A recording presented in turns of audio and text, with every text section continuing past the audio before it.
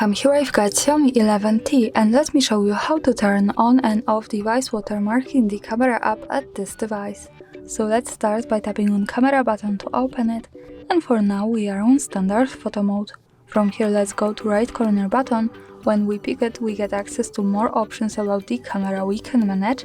Now let's move to left and tap to settings so we can open them.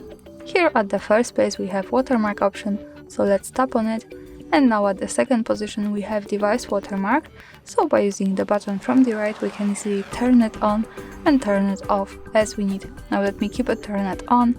Let's move back to camera to take a photo to see how it looks like at the real picture.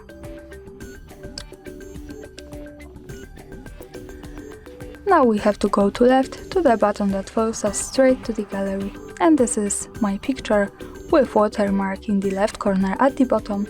We can get closer to it here also.